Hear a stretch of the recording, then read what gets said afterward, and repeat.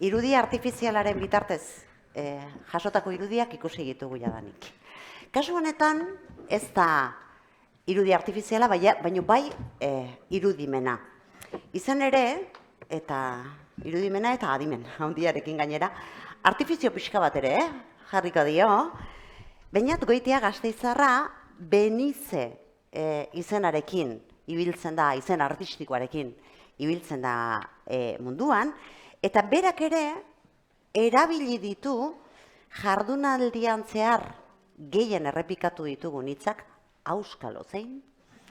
Bere, zorkuntza egiteko, ez da? Eta zer den zehazki nik ezakit, beraz, manoa kanpora, eta zurea da oso osorik holtza. Nik ere ez dakit zehazki zer den atera dena, esperimentu desente izan da.